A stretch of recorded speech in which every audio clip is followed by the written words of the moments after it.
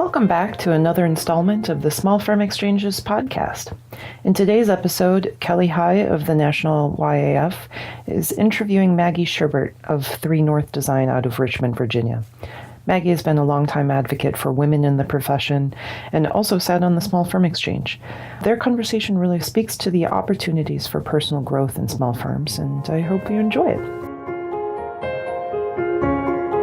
Small firm. Running a small business and seeing the ups and downs and ebbs and Different flows. scale, working in the small firm like us. So like my passions for Got community engaged in building, the community and started to build leadership. architecture, which, And then we get paid to do what we love. So I thought it was going to be easy. You set up the tables, you plug in the printer, you go. Wow.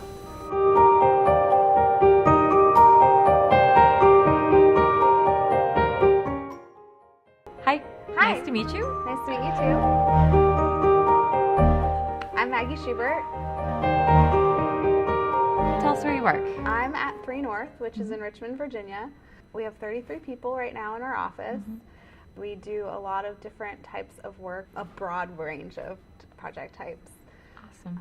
And I've been there since last summer. One of the associates there. Really enjoy being one of the parts of the leadership. So can you tell me, so you've been there a year and you have previous experience working in small firms. Yes. So what specifically drew you to 3 North? We are really focused on being multidisciplinary and also really focusing on projects and clients that have a problem to solve. Like we like to say that if it's out of the box, it's in our wheelhouse. Like we really enjoy challenges, projects, and problems that people might not think can be fully overcome or that there isn't any opportunity in them, and really finding how to meet the client's needs in a thoughtful way, blending architecture, interior design, landscape architecture all into a cohesive project. I also really enjoy small firms because we really get to work on all parts of the project from start to finish. You're doing the marketing, you're also doing the CA work, you're calling the contractor, that's not right.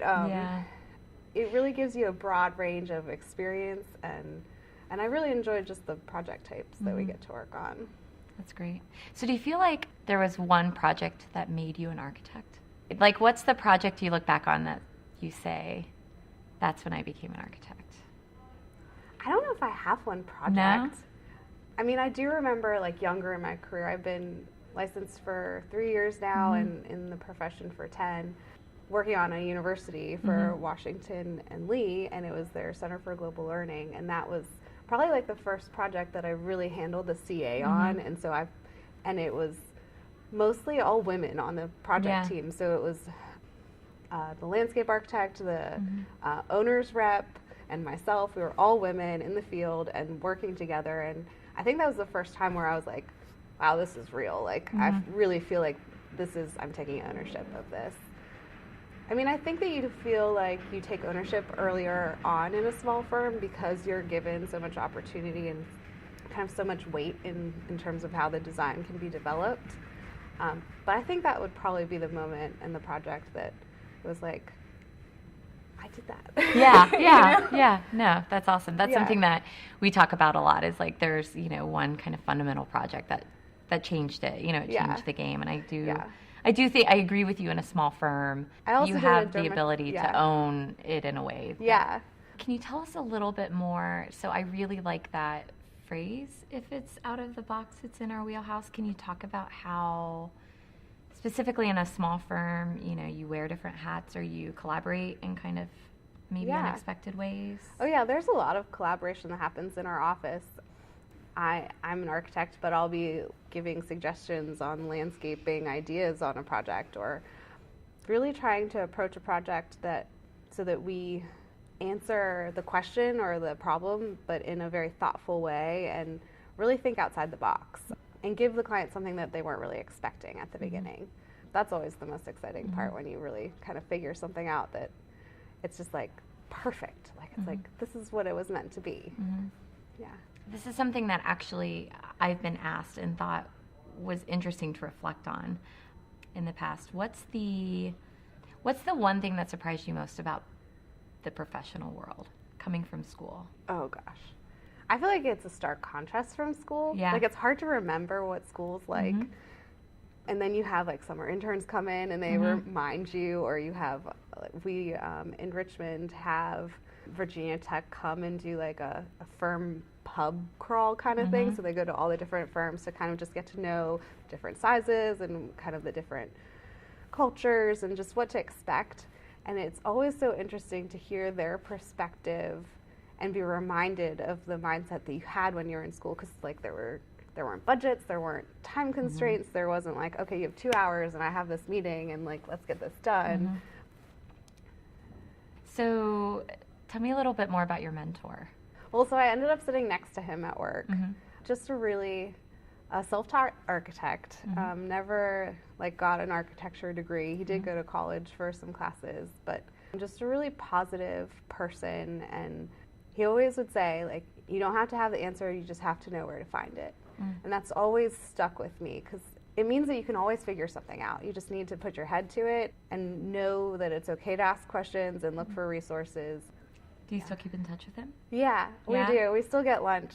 He retired 2 years ago, and it was like so weird not having him around. But yeah, I still keep in touch with him. He paints and keeps himself busy. He's an artist and a Renaissance man in a way. So have you been a mentor? Yeah, I think so. I Yeah. really try to be. I'm involved in some of like the Young Architects Forum organizations that we have in Richmond.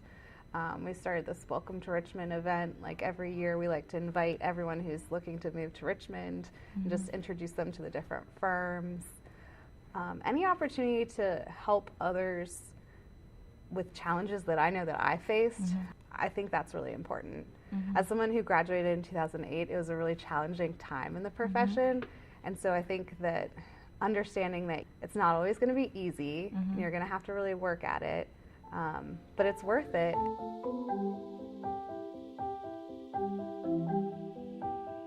So if you were going to start a firm from scratch, what would you take from your different experiences in different firms? I really like that we're really trying to be innovative and think outside the box and solve problems that are challenging and bring just a different perspective to the projects that we have. I would certainly bring that to the table.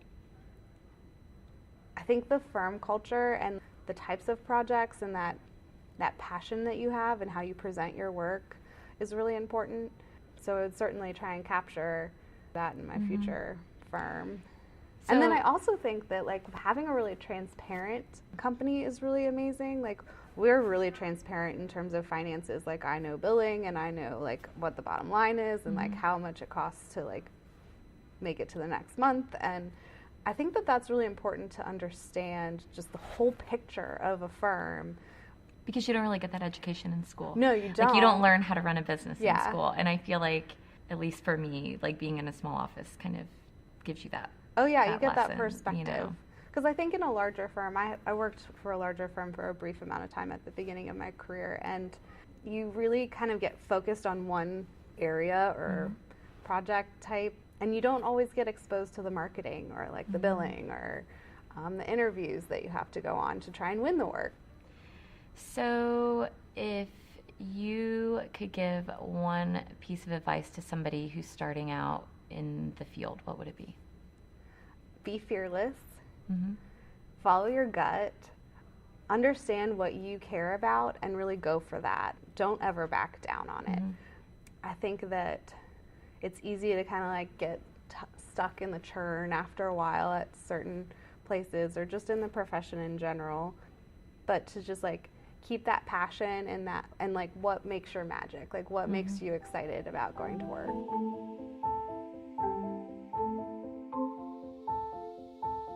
I did a Emerging Leaders in Architecture program more than a couple years ago, which is a Virginia State program. And that gave me the opportunity to really understand like all facets of the profession and get exposed to a larger network across the state. So that was when I first got involved in more AIA events. And so then I started working on the AIA Richmond board and then got onto the state board as the associate member years ago. And So it was just through that work that I got the opportunity to become the Small Firm Roundtable regional representative for Virginia and West Virginia. And so what does that involve? So we have an annual meeting, and we also have monthly calls, and we have certain initiatives. I'm on the leadership committee. So we are working on a 3-year leadership development training program, similar to the program that I went through, but mine was just like 1 year, once a month meetings with 16 people, but trying to promote leadership in architecture and in the profession. We have different groups focused on practice, but it's really to try and figure out what challenges small firms are facing and how do we, as a collective, overcome them and kind of learn from each other. We're all doing it. We need to figure out how to all do it better. Yeah, and you have the benefit of lots of different places and experiences to draw from. Well, and I'm one of the younger in the group, which is a really interesting experience because I'm hearing like the other side of the table where there's very seasoned professionals. Like they have a different perspective of Revit than I do. Like I've been using it more. It's interesting to have those conversations with people from all across the country in different stages of the career to talk about challenges that are facing small firms and the resources that we have also. I think that's been really interesting. Like, what project management software do you guys like to use? Or are you using Bluebeam? Like different things like that. And it's just a really great network. How would you describe your firm's culture? And do you guys do anything to help promote that? Or Yeah, we have a fun office. We have a lot of rigor. We really enjoy our work. We like to push ourselves. We like to continue to be educated, so we try and do lots of like hard hat tours and started a Picha Kucha series this summer where we're each presenting about different things that are design related but not our work to like share and promote and just get us excited about what everyone else is excited about and understand what each individual's passions are. I really enjoy it. It's a community. Like some small firms feel like a family, but I feel like a community is like the right word for it. Like everybody cares for each other and has each other's back. We're all working towards the same. That's great. Good. Yeah. Yeah. Well, I really appreciate hearing your perspective and understanding what kind of you do and how you guys structure the work.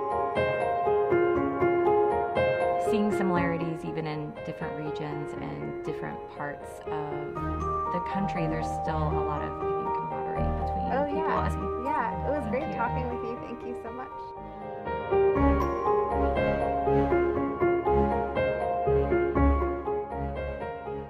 Thanks for joining us today and hearing Maggie and Kelly share their experiences.